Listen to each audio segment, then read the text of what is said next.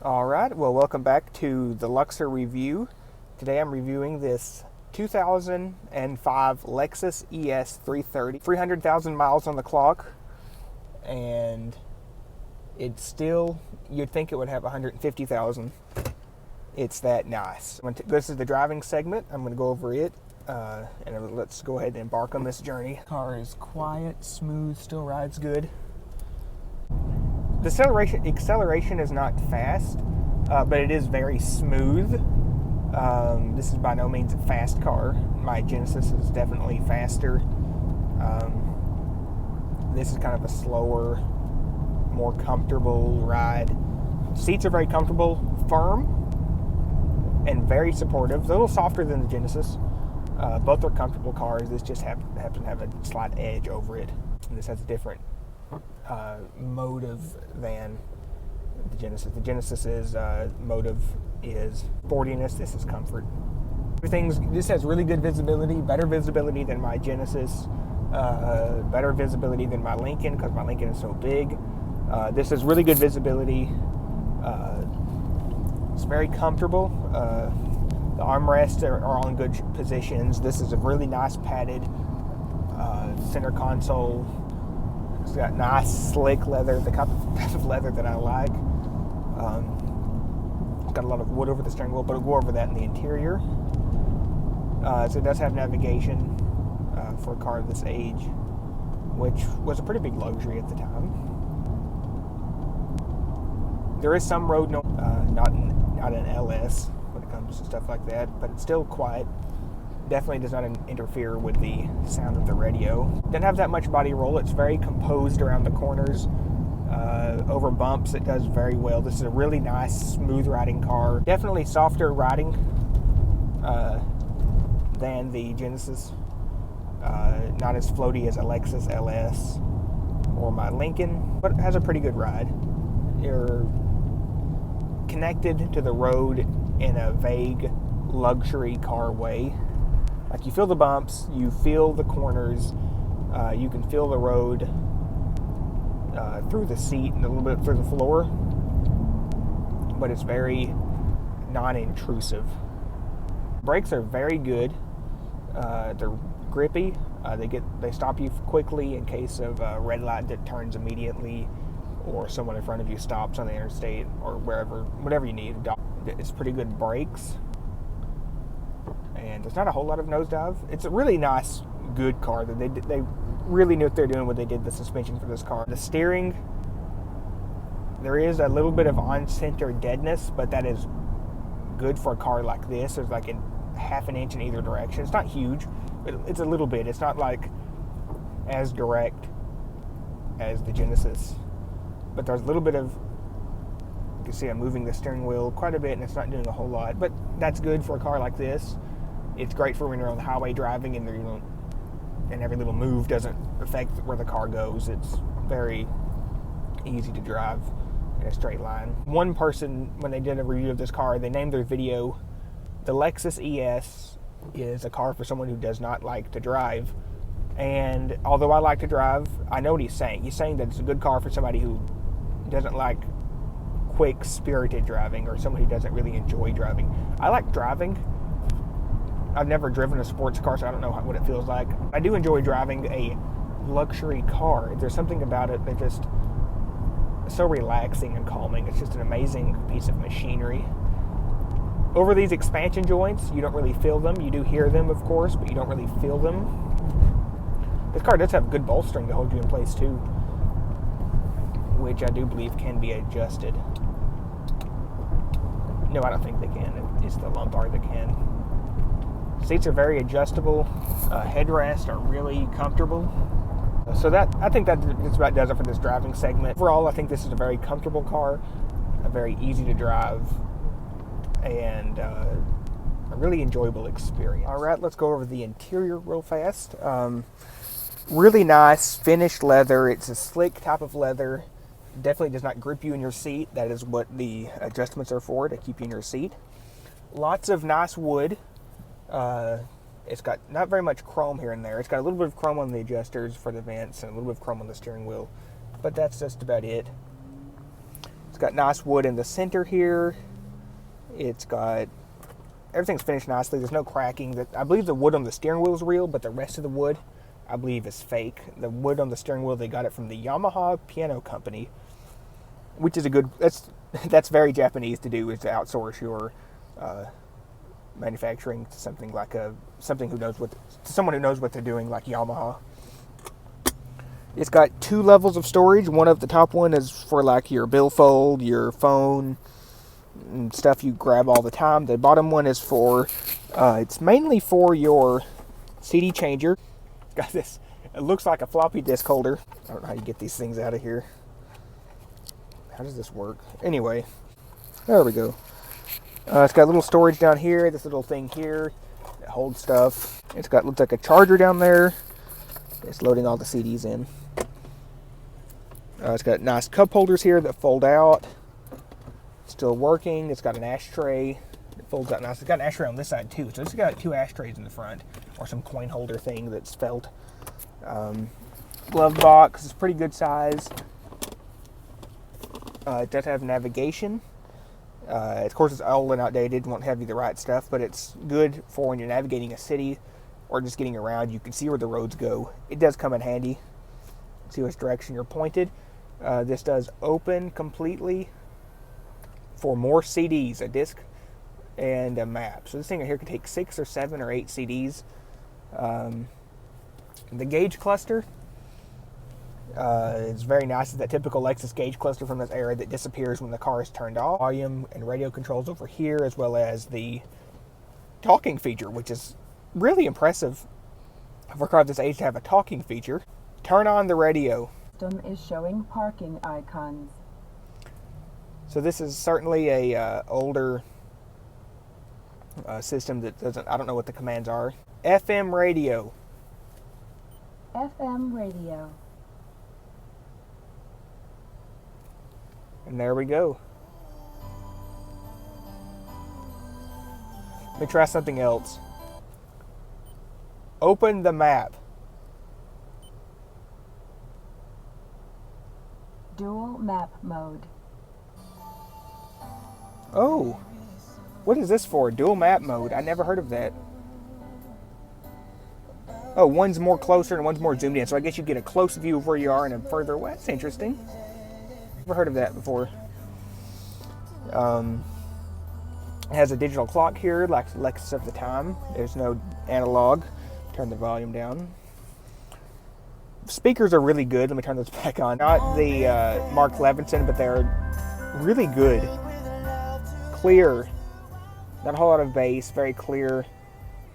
Old school speakers for... Overall, it's very comfortable. You can relax in it. In my Genesis, you can't really relax.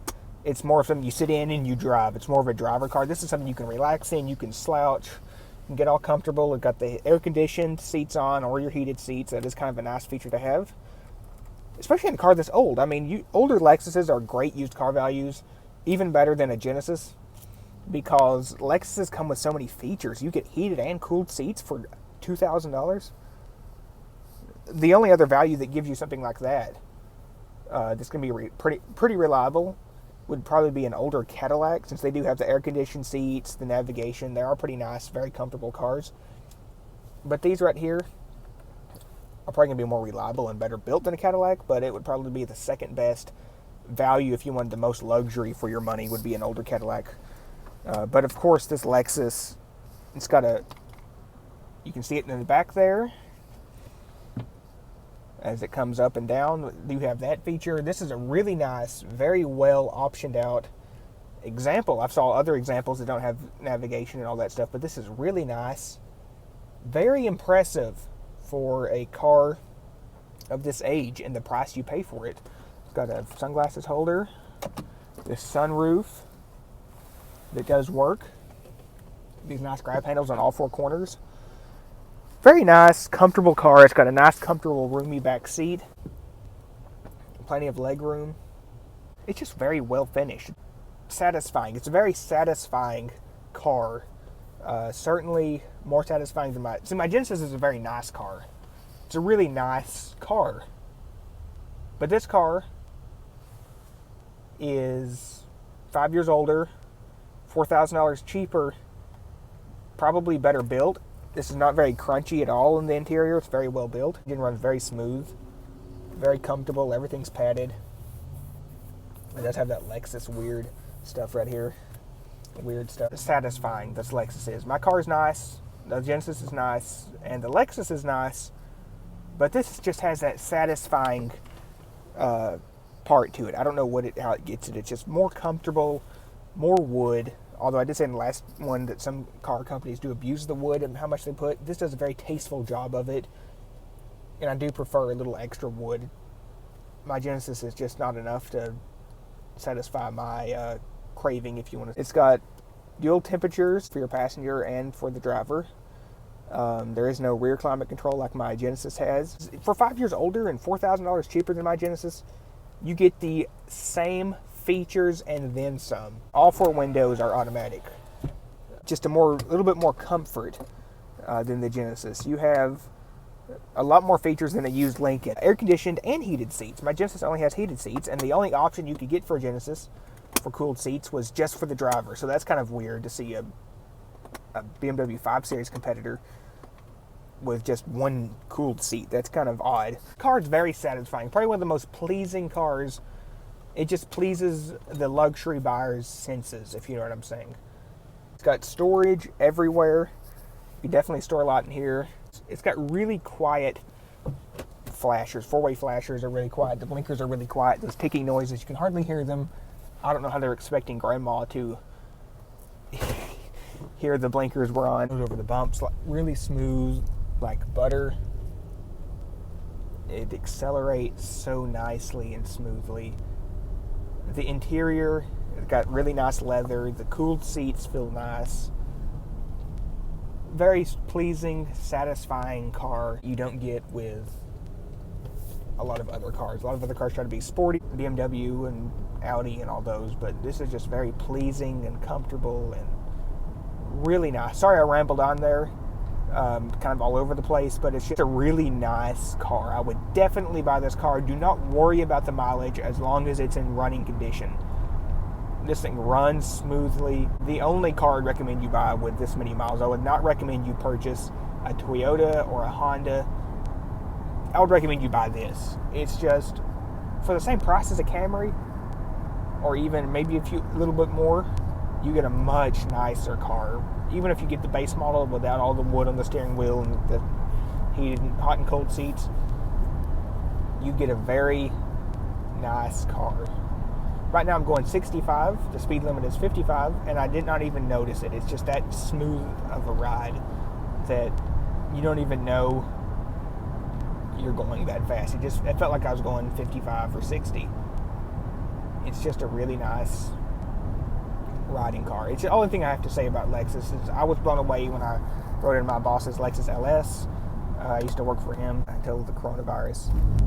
I rode in his Lexus LS, and I was just blown away by how comfortable, how good it rode, the acceleration. I was amazed, really amazed how good a Lexus, especially for someone like me who the fanciest thing they've ever been in was a Cadillac DeVille or the Jaguar was nice. The Lexus just had that the Jaguar was beautiful. The Jaguar is a beautiful car that my mom used to have. And it was comfortable, but the Lexus is just so pleasing, for someone who wants a comfortable car, who's looking for the ultimate luxury experience before they step up to Rolls-Royce or Bentley. I mean, this right here, I would say this is probably better than... I've never been in a Mercedes, but I'm going to go out on a limb and say that it's probably better because it's more reliable, better built. Lexus cars are built so well. In a Mercedes, you push on the dash. I've saw videos. It creaks and crunches. Cadillacs creak and crunch. Lincolns are well built, but they're not to this level of craftsmanship. BMWs, they're built pretty well, except they're just not this reliable. I mean, this right here is the only thing you could get better than this would be a Bentley or a Rolls-Royce. We do believe this, that the spiritual successor to Cadillac, Cadillac was the standard of the world, well built, well machined, just an amazing automobile. This right here, I think, took the place of Cadillac in terms of amazingness. I always have a special spot in my heart for Cadillac. It's just a American thing. You know, I'm deep down inside, I would rather drive a Cadillac than any car in the world. But then my head comes into it and says, but you know, the Lexus is better built. You know, the Lexus is more comfortable. You know, the Lexus is cheaper. Just a lot of things. But Cadillac just has that special spot in my heart. But this Lexus also has a special spot in my head. Well, that just about does it for this review. I'm trying to get better at this. I'm trying to get more natural on camera and more, a little smoother, a little better. So I hope you enjoyed this. Please tune in for my next video. I'm going to do a video, the Lexus versus the Genesis, and that'll be coming soon. I don't know when. I'm not going to make any promises, but I'm going to at least say that I'm going to do it. So please tune in for the next video. Thank you for tuning into this one. And that's it for this review.